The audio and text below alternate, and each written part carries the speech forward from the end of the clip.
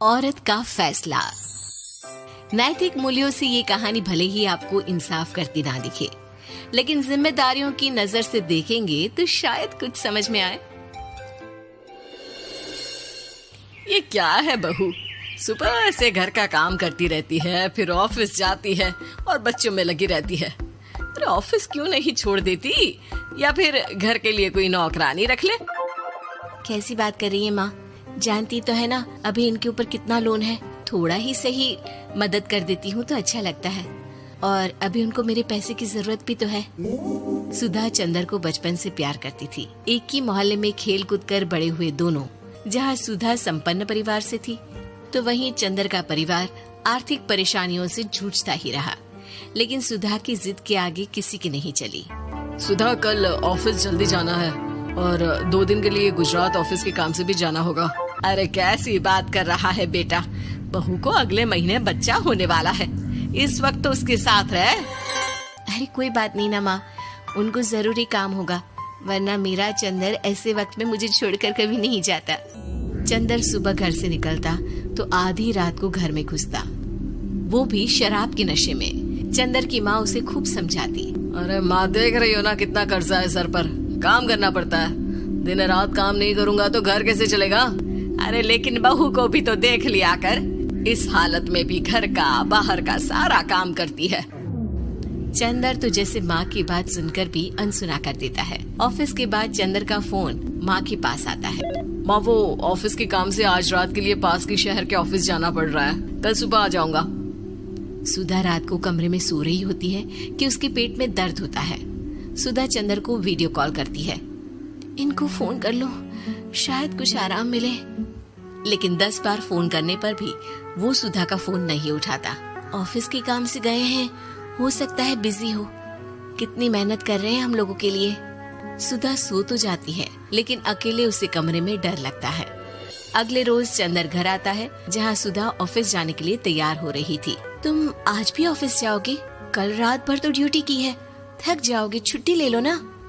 अरे नहीं नहीं, कैसी बात कर रही हो, ये तो पॉसिबल ही नहीं है। अच्छा रुको, मैं जल्दी से तुम्हारा खाना और नाश्ता बना देती हूँ। बेचारी सुधा ऑफिस जाना छोड़कर लग जाती है पति के लिए खाना बनाने, उसके कपड़े प्रेस करने और जरूरत का सामान मुहैया कराने के लिए। हो सके तो रात की ड्यूटी मत लिया करो ना, मुझे बहुत डर लगता है।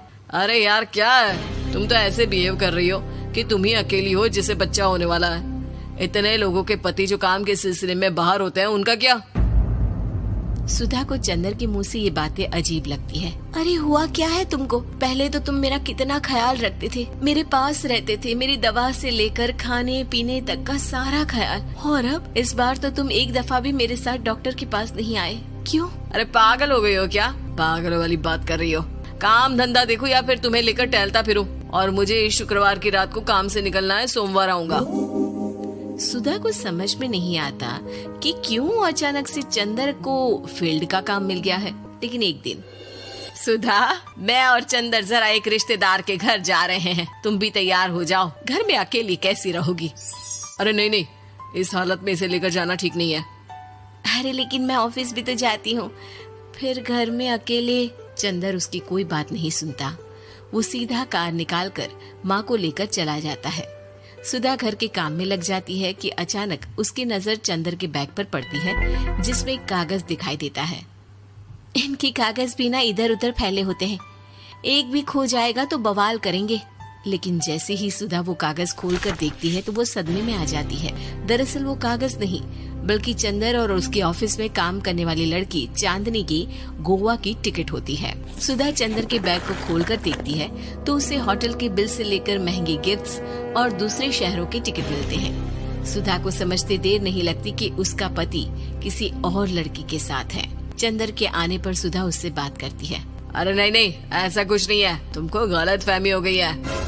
लेकिन जब सुधा के सवाल तीखे हो जाते हैं तो चंदर को अपनी गलती माननी पड़ती है और वो सुधा से माफी मांग लेता है। सुधा फैसला कर लेती है कि वो चंदर को छोड़ देगी। बच्चे और सामान को लेकर वो घर से निकल ही रही होती है कि सास उसे रोकती है। कहाँ जाएगी बेटा, रुक जा। चंदर को सुधा का जाना खल नहीं रहा था। वो झूठे मुंह भी उसे रोकने की कोशिश ही नहीं कर रहा था। सुधा चंदर को देखती है और मायके चली जाती है। मायके में माँ कहती है, अरे ऐसे कैसे घर छोड़कर आ गई? कौन सा चंदर तुझे छोड़ रहा था? माफी तो मांग ली थी ना। देखो बेटा, बेटी डोली में जाती है और अर्थी में ही निकलती है। पर पापा, मेरा आत्मसम्मान, उसका क्या? आपने मुझे पढ़ाया लिखाया है, इस लायक बनाया कि मैं खुद का खर्चा उठा सकूं, बेटी को पढ़ा सकूं, एक अच्छा जीवन पाऊं। अरे लेकिन पति की जरूरत तो होती है ना सुधा दीदी, और अगर आपको नहीं है तो इस बच्ची का सोचो जो अपने पिता से इस कदर जुड़ी है। आने वाले बच्चे की सोचो जिसके आने से पहले ही आपने पिता का प्यार से दूर करने की सोच ली। सुधा फोन देखती है लेकिन चंदर का कोई कॉल नहीं होता। वो समझ नहीं पाती कि अपने आत्मसम्मान के बारे में सोचे या बच्चों के बारे में। मम्मी, हम नाना नानी के घर से दादी और पापा के पास कब जाएंगे? नहीं जाएंगे बेटा, अब यहीं रहेंगे। नहीं मम्मी, मैं पापा के पास जाऊंगी, मुझे दादी के साथ रहना है। और मेरे साथ? हाँ, आपके साथ भी तो, सबके साथ माँ। देखो सुधा दीदी, आपके सर पर पिता का साया होना जरूरी होता है। अपने घमंड के लिए पिता और बेटी को अलग मत करो। सुधा अब सामान उठाकर अपने ससुराल जाने लगती है, लेकिन मन में सवाल रह जाता है कि जिसे दुनिया घमंड समझ रही है वो उसका आत्मसम्मान था। चंदन ने माफी जरूर मांग ली, लेकिन कभी ये एहसास नहीं दिलाया कि वो सिर्फ उसी का है।